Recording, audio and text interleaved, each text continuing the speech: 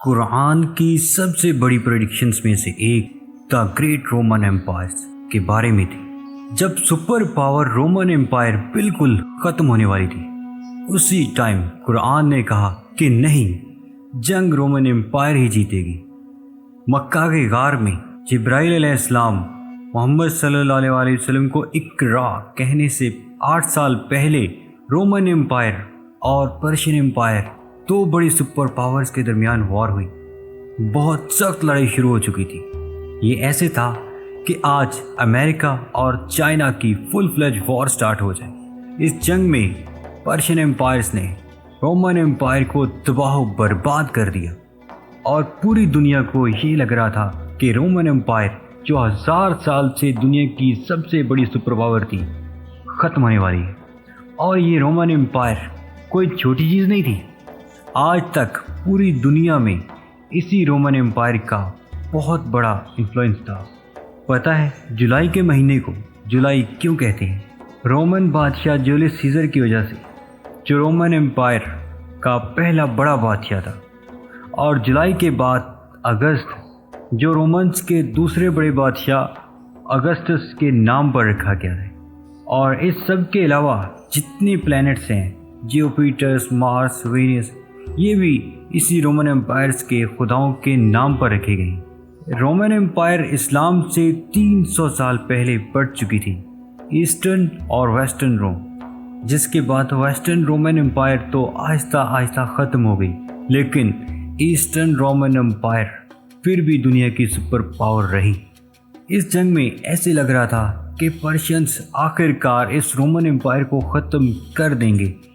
اتنا بڑا کام پرشینز کبھی بھی اکیلے نہیں کر سکتے اگر ان کے پاس رومن امپائر کی عوام کا سپورٹ نہ ہوتا۔ جنگ سے پہلے رومن امپائر کی عوام اپنے بادشاہ اور اپنے فوج سے بہت تنگ آ چکی تھی، کیونکہ اسلام سے 8 سال پہلے رومن بادشاہ موریس، جس کو عوام پسند کرتی تھی، اس کے آرمی جنرل فوکس نے نہ اسے ہٹا دیا تھا، اس کی بیوی اور 8 بچوں کو اس کی آنکھوں کے سامنے بہت ہی بری طرح قتل کر دیا، اور ان سب کے سروں کو استنبول، اس زمانے میں کانسٹینٹینوپول میں ساری عوام کے سامنے لٹکا دیے تھے۔ تو یہ سب دیکھ کر رومن امپائر کی عوام نے اس نئے بادشاہ کے خلاف ہر طرف بغاوت شروع کر دی۔ جیسے ہر طاقتور کرتا ہے، اس نے پروٹیسٹنٹس کو بری طرح کرش کیا اور ہزاروں لوگوں کو جیلوں میں ڈالا اور ہزاروں لوگوں کو قتل بھی کیا، تاکہ عوام میں خوف پھیل جائے۔ لیکن آہستہ آہستہ یہ پروٹیسٹ اور بھی زیادہ پھیلتے گئے۔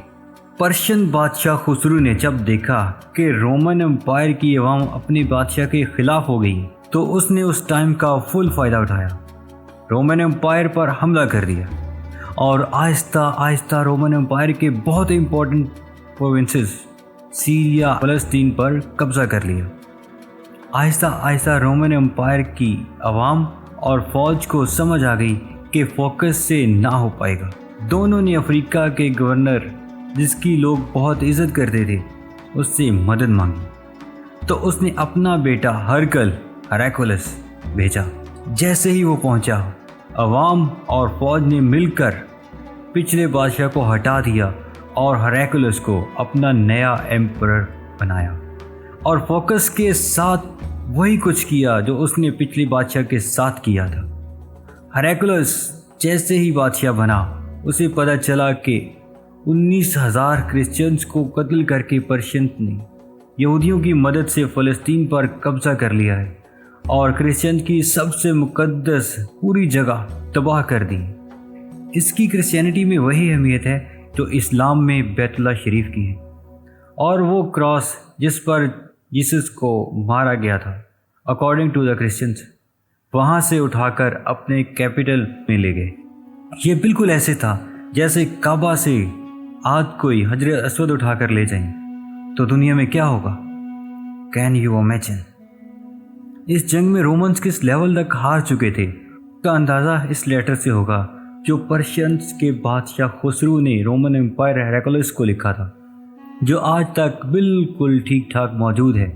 فرام خسرو، سب خداؤں سے بڑا خدا، master of the whole world, to Hercules.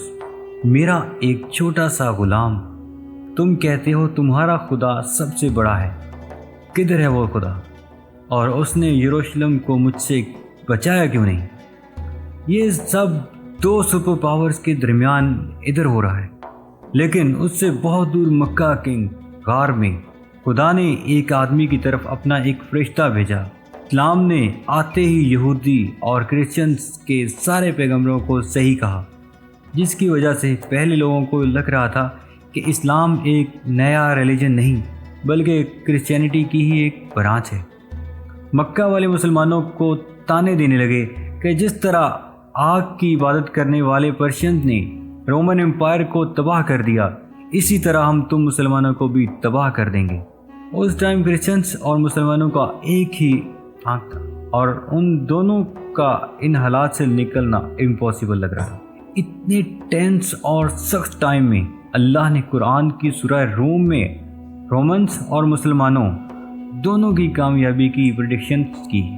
پاس والے ملک میں رومنز ڈیفیٹ ہو چکے ہیں، لیکن اس ہار کے کچھ ہی سال بعد یہ دوبارہ کامیاب ہوں گے، اور وہ دن وہ ہوگا جب اللہ کی دی ہوئی فتح پر مسلمان خوشیاں منا رہے ہوں گے۔ ان آیات میں دو پریڈکشنز کی گئی ہیں کہ آج تو رومنز ہار رہے ہیں، لیکن کچھ سالوں بعد رومنز دوبارہ کامیاب ہوں گے، اور اسی دن مسلمان بھی اپنی کامیابی کا جشن منا رہے ہوں گے۔ مکہ میں ان آیات کا سب نے بہت مذاق اڑایا کہ رومن امپائر کا بچ جانا امپاسبل ہے، لیکن حضرت ابوبکر صدیق رضی اللہ تعالیٰ عنہ کا اسلام کے پہلے دنوں میں قرآن پر اتنا یقین تھا کہ انہوں نے مکہ کے کافر سے شرط لگائی کہ اگر رومنز 3 سال بعد کامیاب نہ ہوئے تو میں تمہیں 10 اونٹ دوں گا، اور اگر کامیاب ہو گئے تو اس ٹائم تک اسلام میں گیملنگ اور شرط لگانا بین نہیں ہوا تھا۔ جب رسول اللہ صلی اللہ علیہ وآلہ وسلم کو اس شرط کا پتہ چلا تو انہوں نے ابوبکر صدیق رضی اللہ عنہ سے فرمایا کہ اس شرح میں 3 سال کا ٹائم بڑھا کر 10 سال کر دو، اور اونٹ 10 سے بڑھا کر 100 کر دو۔ اس کافر نے یہ ٹرمز آسانی سے مان لی کیونکہ رومنز کا جیتنا امپاسبل ہو چکا ہے۔ ایک برٹش ہسٹورین ایڈورڈ گبون، جس نے رومن امپائر کے 6 والیوم کی کتاب لکھی ہے، اس نے بھی لکھا ہے کہ قرآن کی اس پروفیسی کا 7-8 سال کے بعد بھی پورا ہونے کا کوئی چانس نہیں لگ رہا، کیونکہ پرشینز بالکل رومن امپائر کیپٹل کانسٹینٹینوپل کے پاس پہنچ چکے تھے اور اسے چاروں طرف سے گھیر لیا تھا۔ کانسٹینٹینوپل کو فتح کرنا امپاسبل تھا۔ اس واقعہ کے 900 سال بعد تک کانسٹینٹینوپل کو کوئی فتح نہیں کر سکا۔ آخر اسے آٹومن امپائر سلطنت عثمانیہ کے جسٹ 20 ایئر اولڈ سلطان محمود نے کشتیاں پہاڑوں پر چڑھا کر اسے فتح کیا۔ کانسٹینٹینوپل ہر طرف سے گھیر لیا گیا تھا، تو ہیراکلس نے پرشین بادشاہ خسرو کو خط لکھا اور اس سے بھیک مانگی کہ تم جو کہو گے ہم کریں گے، صرف ہمیں زندہ رہنے دو۔ لیکن خسرو نے کہا ایک شرط ہے، تمہیں کرسچینٹی چھوڑ کر ہمارے ریلیجن مطلب آگ کی عبادت کرنی پڑے گی۔ تو رومن امپائر ہیراکلس اپنے کیپٹل کانسٹینٹینوپل کو چھوڑ کر بلیک سی کی طرف سے پرشین امپائر کے ناردرن سائڈ پر آ گیا، اور اسی ٹائم رسول اللہ صلی اللہ علیہ وآلہ وسلم بھی مکہ کو چھوڑ کر مدینہ ہجرت کر گئے۔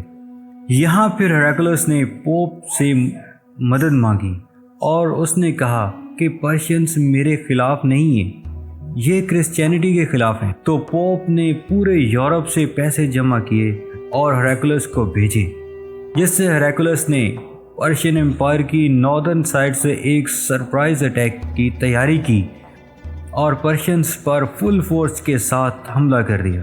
کیونکہ پرشینز سارے استنبول فتح کرنے میں بزی تھے، تو ان کے اپنے کنگڈم کا ڈیفنس بہت کمزور ہو گیا تھا۔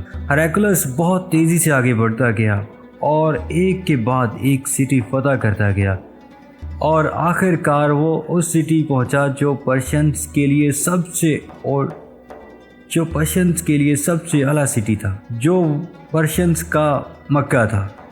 جس میں ان کا سب سے بڑا آگ کا ٹیمپل بھی تھا، جس میں آگ بہت سالوں سے جل رہی تھی۔ ہیراکلیس نے اپنا پورا بدلہ لیا اور اس نے سٹی کو اسی طرح تباہ کیا جس طرح انہوں نے یروشلم کو تباہ کیا تھا۔ اس واقعے کے بعد گیم کمپلیٹلی چینج ہونے لگی اور یہ کئی سالوں میں رومنس کی پہلی بڑی جیت تھی، اور وہ اس کے بعد اپنی کھوئی ہوئی سلطنت دوبارہ حاصل کرنے لگے۔ اور اسی ٹائم صرف 313 مسلمانوں نے مکہ کے کافروں کو جنگ بدر میں ہرا دیا اور اپنی پہلی جنگ جیتنے کا جشن منانے لگے۔ قرآن کی پروفیسی پوری ہو گئی۔ ابو بکر رضی اللہ تعالیٰ عنہ نے جو شرط لگائی تھی وہ جیت گئے، اور مکہ کے اس بندے نے اسے 100 اونٹ دیے۔ لیکن اس ٹائم اسلام میں گیملنگ اور شرط لگانا حرام ہو چکا تھا، تو رسول اللہ صلی اللہ علیہ وسلم نے فرمایا کہ یہ 100 اونٹ غریبوں میں بانٹ دو۔ ہیراکلیس آگے بڑھتا گیا اور آخر پرشینز کے کیپٹل کو چاروں طرف سے گھیر لیا۔ پرشینز کو جب کوئی اور امید نظر نہیں آئی تو خسرو کے بیٹے نے اپنے باپ اور اپنے 18 بھائیوں کے سر کاٹ دیے اور رومن امپائر کے سامنے سرنڈر کر دیا، اور اس جنگ میں رومن امپائر کا جتنا نقصان ہوا تھا وہ سارے پیسے واپس کرنے کا وعدہ کیا اور اپنی ساری فوج کو رومن امپائر سے واپس بلا لیا۔ مطلب پرشین امپائرز بہت ہی بری طرح ہار گئے تھے۔ رومن امپائرز نے اس کراس کو جو یروشلم سے پرشین بہت غرور میں آ کر لے گئے تھے واپس لایا اور اسے اسی جگہ پر رکھا جہاں وہ پہلے تھا، اور اسی سال مسلمانوں اور مکہ والوں کے درمیان صلح حدیبیہ کا ایگریمنٹ ہوا، جس سے مسلمانوں کی تقدیر ہمیشہ کے لیے بدل گئی اور قرآن نے اسے ایک بہت بڑی فتح کہا۔ ہیراکلیس اب تو دنیا کا سب سے طاقتور بادشاہ بن گیا، لیکن صلح حدیبیہ کے کچھ ہی عرصے بعد رسول اللہ صلی اللہ علیہ وسلم نے اسی ہیراکلیس کو ایک لیٹر لکھا اور اسے اسلام کی دعوت دی، لیکن ہیراکلیس نہیں مانا اور اگلے کچھ ہی